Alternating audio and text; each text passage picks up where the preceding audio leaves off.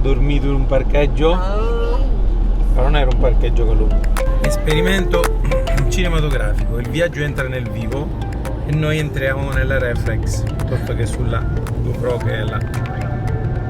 Intanto vi faccio vedere questo po' di strada. Siamo vicino a Saltau, a un'ora a sud da Amburgo. Ci dirigiamo ad Amburgo e poi ad Aarhus. Stiamo cercando disperatamente un supermercato perché da 2 giorni è festa e quindi avevamo delle provviste, però un po' di insalata, un po' di frutta, un po' di kartoffel, un po' di canelle. Non sembra che abbiamo la faccia di due che hanno dormito in un parcheggio. In effetti consigliamo, eravamo andati a cercare le Heide Park, quindi pensavamo fosse un parco, perché questo in effetti siamo in una zona di un parco nazionale, invece era un parco giochi. C'era comunque un grande parcheggio per i bus, per cui la notte c'è l'abitudine, perché c'erano tanti camper, di andare lì e dormire in questo parcheggio bus dello Heide Park, scritto Heide con la H Park, consigliato per chi vuole tagliare la Germania. E allora, piccola digressione sul tedesco ingegnoso. Ci chiedevamo come mai in autostrada, tanto le autostrade sembrano liscissime, l'asfalto è molto liscio, da noi c'è l'asfalto drenante che è ruvido e fa rumore, invece con l'asfalto è liscio, anzi qui sta tendendo forse questo pla pla pla pla pla, come vedete a terra c'è l'autostrada che sembra fatta a mattonellone, a quadrettoni. Ma dico, come fa a essere così piatto e compatto l'asfalto, tanto da camminare liscio e non creare pozzanghere come succede da noi? Mi viene il sospetto, se vedete bene, tra una corsia e l'altra c'è un solco, sarà largo 1 centimetro, e tra tutte queste mattonelline, che sono seppur fastidiose utili, l'acqua probabilmente drena e se ne scorre sotto, dove ci sarà magari un letto fatto in modo drenante, fatto apposta. Tra l'altro in alcuni punti un po' più rovinati ho avuto pure la sensazione di vedere, ora non si vedono, dei buchi, cioè come qua adesso dove c'è diciamo un po' più accumulo di acqua, probabilmente loro fanno dei buchi per fare drenare meglio l'asfalto.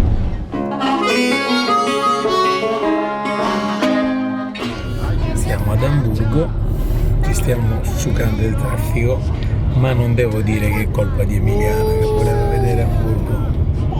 Ora che fai? Vai lì, arrivi fino qui e non vedi Amburgo? Ma sì, sughiamoci un po' di traffico. Peccato che non vedremo Oslo, Copenaghen e Stoccolma, no? Amburgo era importante, molto.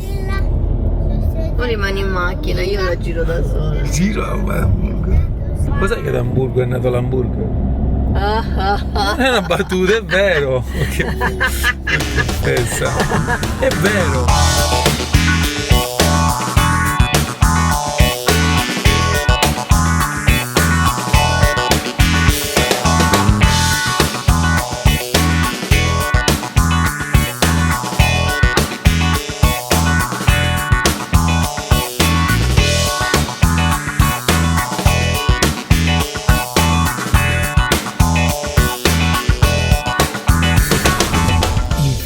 Per varcare il confine Germania-Danimarca, almeno credo che la fila derivi da questo.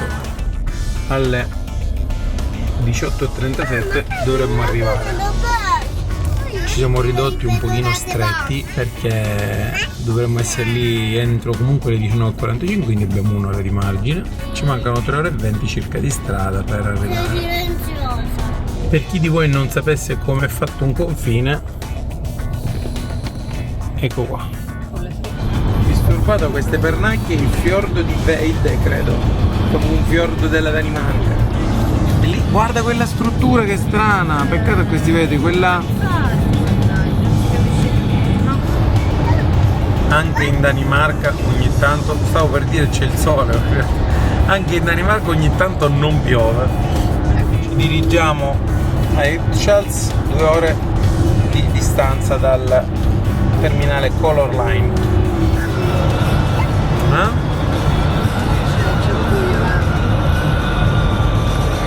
Ma io devo condividere con voi gli occhiali bagnati, i miei pantaloni. Se venite di Hirtshals a prendere la nave, fermatevi poco prima di Hirtshals, in un'area di sosta molto carina, tecnologica, dove vendono il carburante, lo scarico VC e il carico d'acqua. Avevamo soltanto 10 litri d'acqua, allora ho detto dai che c'è, mettiamoci e carichiamo l'acqua. Ok, vado e vedo che non c'era il raccordo, quello a vite che io ho, ma io, siccome sono super cazzuto, avevo il tubo comprato al Volkswagen California Club con l'intruppo gommoso, non ci arrivava. Ho salito il furgone sul marciapiede, ho detto qua in un attimino, ora faccio, se non che aggancio e dico ora qua c'è il classico rinculo e il tubo si tira fuori. Allora una mano il tubo lo devi tenere agganciato, una mano dico vabbè, tengo questa gomma, premo il pulsante e si sgancia l'intrummo di gomma.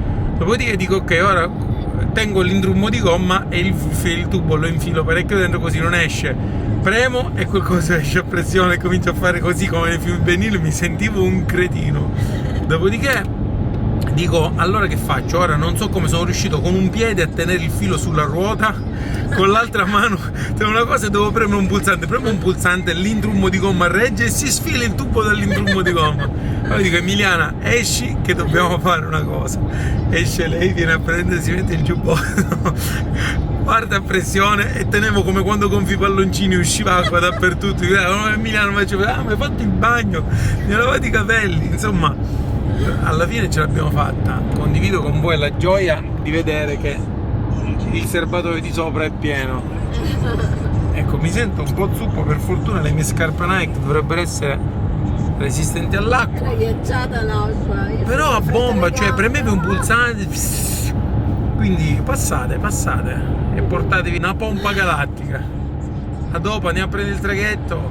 Ciao! Siamo quasi arrivati a Hirtshals, mancano 3,8 km, vento mostruoso, tra un po' ci imbarchiamo. Eccoci qua, Emiliana mi ha già fatto la paturnia pensando che stessi superando la fila, ma non ho detto lane 17, questa è la K. Su 3 danesi che abbiamo incontrato e 4 ce n'erano, tutti quanti con i capelli biondo, tipo usciti dalla candeggina e gli occhi azzurri, hai visto? Certo. Cioè, ma faceva quasi impressione quando ho visto che era la cassa, ho detto questi occhi, poi è venuto quello, pareva suo frate, chi adesso faccio, ma no, quello era della dogana, che è tutto un magna, sono tutta una famiglia. Sono andato a fare un giretto a spasso, devo dire che c'è freddino, perché c'è freddino, vediamo un attimo se so la sensazione del vento. 16 gradi, oddio è freddino, per noi è freddino con la maglietta a maniche corte e il giubbino, 16 gradi. Qui dietro a noi c'è una Tesla, non so se si vede, prendiamo memoria del Setesdal, c'è freddino, è una regione della Norvegia centrale che parte da Kristiansand e va a salire. Noi penso che andremo a sinistra seguendo la costa per arrivare a Stavanger, però potrebbe anche essere interessante salire da lì e girare verso Lysebotn e arrivare a Stavanger dall'interno, lato fiordo. Qui le Tesla le regalano, non ho mai visto in vita mia, però ce n'è una qua e un'altra bianca qua. Quindi in Norvegia, nonostante ci siano i pozzi di petrolio, mi piace andare con le Tesla. Con l'imbarco in questa nave galattica si entra sia da sotto che da sopra. Siamo sintonizzati sul 95.3 che è la radio Color Line, dove loro ti dicono come imbarcarti.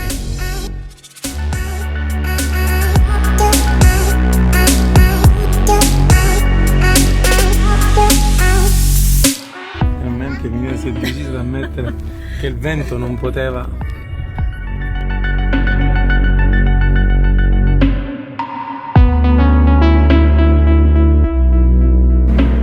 Piccola riflessione, la nave è pulitissima,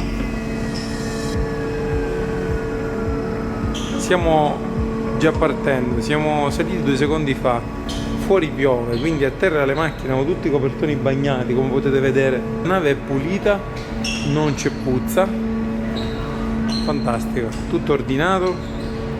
È proprio l'italiano che deve avere qualche problema. Che ne pensi, Eva?